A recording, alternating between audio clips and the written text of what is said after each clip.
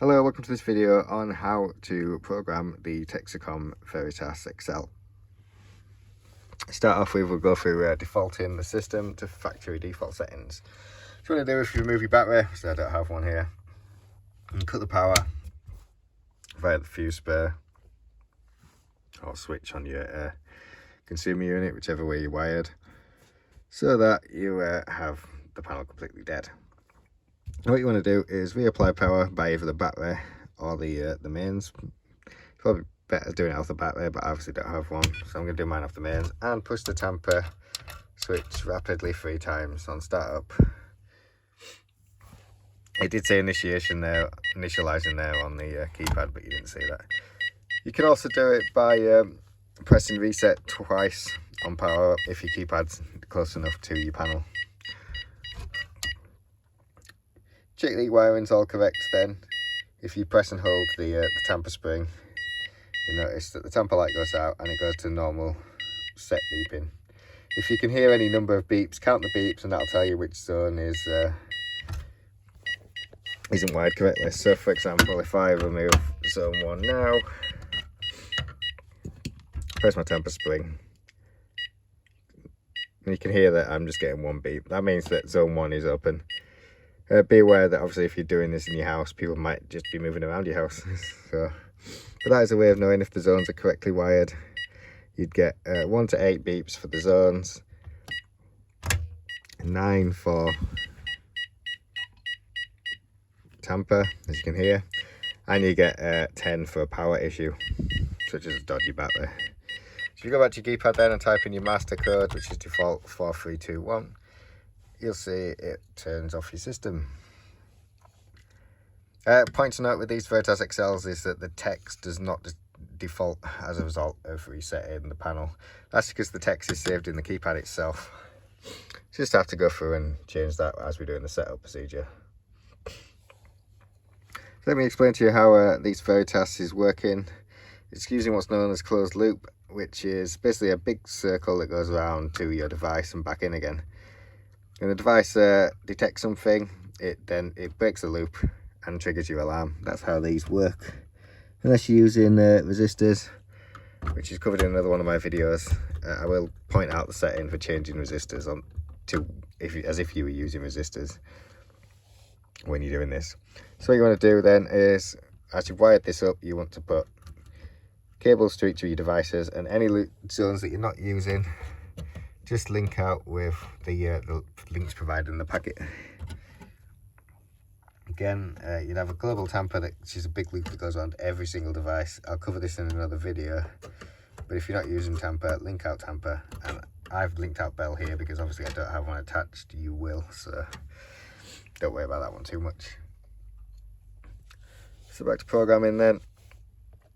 Okay, on to programming then. Punch in your engineer code 1234. Ask you to accept the code's accepted and enter a command, hit program. It does take a while.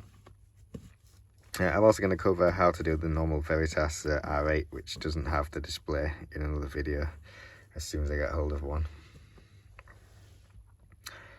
Here we are then in the menu, and what you want to do is scroll down. You get a load of options here, miscellaneous options. The instruction manual tells you what these do. You can push the buttons to relate to them, but you need the instructions to be able to see this. So I won't worry about them too much. It's for simple things like changing over to resistors, changing the sounder there so that it flashes when it doesn't flash, because it's set to flash when you arm and disarm the system. Another little things such as locking the MVR, etc. They're all listed in the instruction manual if you want to go through them and have a look. But for the sake of this video, we can just bypass all these because we don't need to mess with the miscellaneous options. So the first one we're going to then is zone types. So hit yes, and first you'll be presented with is zone 1. It won't say front door if you've got a brand new panel. Like I said, this is just an old one that's defaulted and still has the text as I explained earlier. So zone 1 comes as default entry exit, and zone 2 comes as default inhibited exit, as with the Veritas, with the Premier Elite, same concept there. So if you unlike the Premier Elite where you press no and scroll down, on this one you push the buttons which give you your options. You've got push to set, which is basically a doorbell that you press on your way out to arm the system. It's like a final way of doing it. Inhibit exit entry even means that you can go through the zone, but only if an entry zone has been triggered first. For example, a front door has to trigger before you can walk into a hallway. So you set your front door to entry, exit, and the hallway to inhibit entry. Guard is immediate alarm, straight in, no messing about. Fire is for fire alarms and smoke detectors, etc. Fire is if you're using a zone as a tamper. Entry exit, as I explained before, just means if you come through the door, that's what's going to start your entry timer. PA is for panic alarm. Don't worry about key switch, it's basically another way of arming the system. And 9's obviously not there, and noise is either. So this is, well, we'll keep this as a front door then, so I'm going to leave this one as 6 for entry exit, and hit yes. Next, I'm going to have this one as a hallway, so again I'm going to leave it as inhibit entry, which would be 2. Kitchen, leave that as guard, just keep pressing yes, but I'm going to change zone 7, in this case, to a panic alarm, so 7 for panic, yes. And we're happy with 8, so just pressed nope, and it'll just go back to the previous menu. So next one down the line is zone changes. So we program our zones before. This lets you change them when it comes to part setting. So if you press yes, it gives you the option of which zone you want to change. So if you want the exact same settings for zone 1 and 2, you turn on 1 and 2. If it's just zone 1, you just have zone 1 on. You'd have to go through this process again for every single part set. So if one's different to part set 2, you need to come back into it once we've gone through it. So just for part set 1, so that's all I'm going to use. Press yes, and it asks what you want to be entry exit. By default it changes zone 2 to entry exit, which I'm going to keep as a hallway, so I'm going to leave zone 2 on there. Access routes, again I'm not going to have any access routes, but if you were using like a hallway or something after you've started your entry exit, you'd put this one in there. It changes 1, which is normally set to entry exit, over to guard. I'm not going to have that as guard, so I can still use the front door whilst I'm in bed. Someone could come in and go through the front door effectively. Press yes, tones to confirm. Then if you wanted to change this now for zone 2, for part set 2, you'd switch that over to 2 and just repeat the process.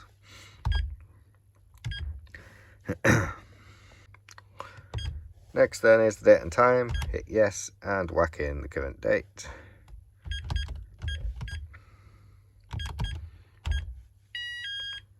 And obviously the time.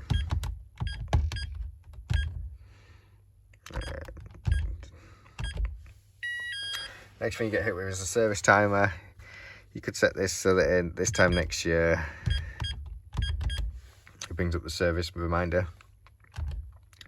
Or you can just leave it blank, and then there's another service reminder. I won't worry about that one too much. So next one is system timers. Yes. This lets you change the timers for your settings, such as full set, part set, entry, full set and part set. Bell cut off, leave that, comes defaultly, I'd leave it as standard 15 minutes. Part set mute. This means it's quiet for the first 10 seconds and then it gets louder after that.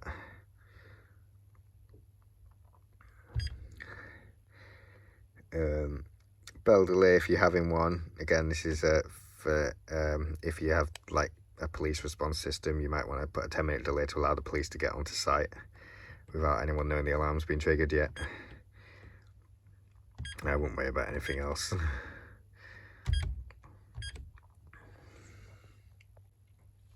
Down the menu then you have your event log, and what's known as suits. Press yes, and if you ever have any issues with a zone, you could disable it permanently at this point here. Disabling a zone here would mean that it's disabled against everything, part set and full set. Don't worry about sort test. You then got your full set zoom. So if you don't want, for example, don't know, 7 and 8 because it's part of your shed or garage or something as part of your full set, you could turn that off at this point. You got part set 1 zones, so anything you want on for part set 1. So here I've got 5, 6, 7 turned off. That's going to be my upstairs effectively, so I don't want that on. But obviously, like in this case, I've got 7 as a panic button, so I'm going to turn that one back on. And again, for same for part set 2 and part set 3 and 4. Chime suits is which ones you put your door chime on. So in this case, front 1's going to be my front door, so I'm going to turn 1 on. Cleaner suits is for a cleaner code. It's for if you have someone like a cleaner that you don't want going to certain areas of the house, it only lets you turn off there. You can isolate zones so that only their zones can be used. For example, say they're only allowed in the hallway and lounge. You'd put 1 for front door, 2 for hallway and 3 for lounge, and the system will literally just disable them 3 zones. Don't worry about double knock, and this just means that omit is allowed on every zone except 1. Don't worry about zone inverters. We're back to the start. Obviously next one is your code pin. Press yes and you can change your engineer's code. Code type. This lets you change types. I'll cover this more in the master menu once we get out the engineers menu, because it doesn't let you do certain things in the engineers that it does within the master settings. Communicator is for the outputs, whatever you're going to use them for. If you're using them, that's these things here, which you might want to use if you're using a dialer, but again, I'll cover that in a separate video. Dialers are becoming obsolete anyway, so I won't worry about that one too much. Obviously your system tests allows you to test your sounders, etc. It's not going to do anything on mine because nothing's timed up. I can test the set and the internal, that's about it on this one. Walk test, obviously test your zones. Walk test latch means that you can walk around, test a zone, and it'll stay on the screen rather than beeping at you. So you can check that every zone's working if you're in a quite a big residence, for example, and you can't hear the beeping sound as you walk through the house. And that is your system tests. So next you've got your text. Press yes. This one you hit with is zone text, program to edit. So I'm going to leave zone 1 as my front door. I said I'm going to change this one to hallway. This is not predictive, it's old school, like your old Nokia phones where you got to type in every single letter. Follow that by yes. I'll leave 3 as a kitchen, 4 can be my landing. Might as well be the back door. 6 and 7 in my case was a panic alarm.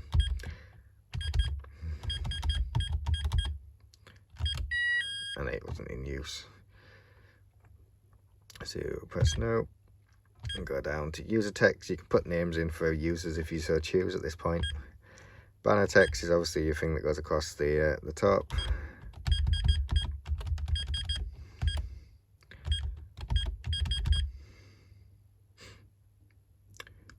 If you make a mistake like that, you can go back somehow. No, you can't. Just go back up to text. Banner text.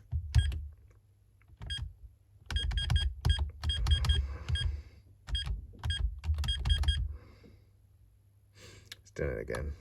I'll just leave it as that. And broadcast text, don't worry about that. Yeah, that's all your text basically. Come out of that then. Okay, so off video there, I've just changed all the timers to 5 seconds for exit and 15 seconds to entry, so that we're not sat here waiting for it all day. even though that does put the viewing hours up on YouTube. We're going to set the system. I'm going to hit full, and you see I get a tamper fault.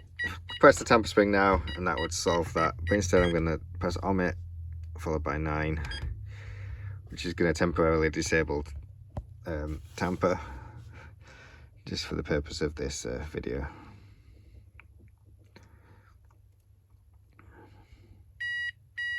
Without doing that, it just wouldn't let me set the system, but I don't fancy holding the tamper spring down while I'm trying to show you this. Right, so as you can see, we've set these zones now as front door, hallway, lounge, kitchen. Oh, it might have been landing. I think 4 might have been landing actually. 5 was a back door, 6 was just another room, and 7 was panic alarm. And because we set that as entry, zone 1 should give us the entry timer. Zone 2 should let us walk through without setting the alarm off because it was an entry point. But if we were to walk in, set off zone 3, it should go straight into alarm, which it has done. So that's there, fully working. And we're all tickety-boo. So I've reset them now. It's going to reset the system. And full arm again. I'll make tamper.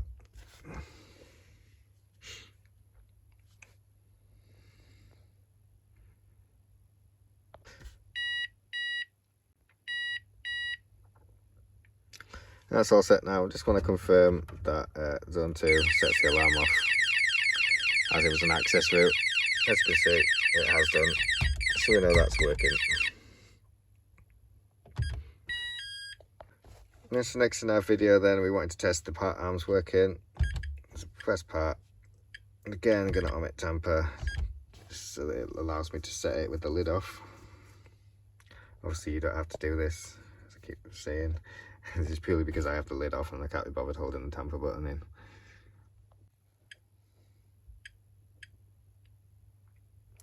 So now we're saying that 5 and 6 was upstairs. Well, we're saying 6 was upstairs as the landing. I think I had 5 set as back door, I never changed it. So I set 6 off now, nothing should happen. Same, said 5 was upstairs, nothing's happened. If I was to walk downstairs now, I said I'm coming into the hallway first, which is zone 2. So if I let zone 2 off, it then starts my entry timer. I can put my code in, and we know that that's happy there working away. The only thing left to test then would be zone 7, which we're saying is a tamper, a panic alarm, sorry. So remove that, it should go straight into alarm, which it has. As I said before, user settings is best done in the master menu. So if we go 4, 3, 2, 1 in this case, press program.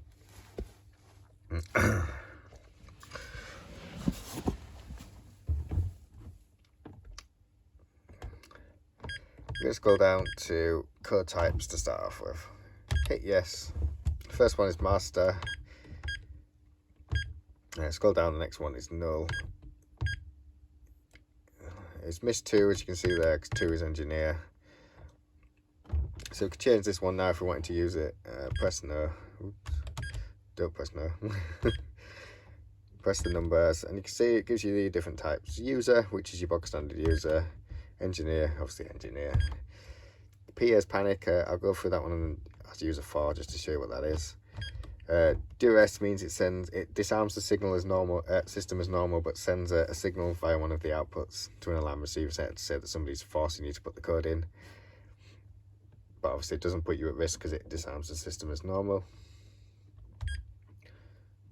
5 is master. 3 is the cleaner one that I mentioned earlier when we was going through the suits. 7 is back to null. Boss is basically just has more settings than this normal user, and that is it. So I'm going to set 3 as a user, and 4, just to show you what it is, I'm going to set that as a panic alarm. We'll come out now then and go down this time to code pins. This one is your master pin. You can change it at this point if you wish. User 1, obviously master again. It goes to master user 3. This is the one we just created, so we'll call this one 5, 6, 7, 8. 4 is what I was telling you about earlier. Obviously in the UK, you have your phone 999 for the police. So if I'm setting up a user's panel, I set this as 4 nines. Then if somebody uses a panic, wants to use the panic alarm and trigger it, they press 4 nines and it goes into alarm. I could have just put test user code, which is working fine. And that is it. That's it for this video. Thank you for watching. Please like and subscribe. I will be doing a follow-up video on how to use the resistors and go through other devices.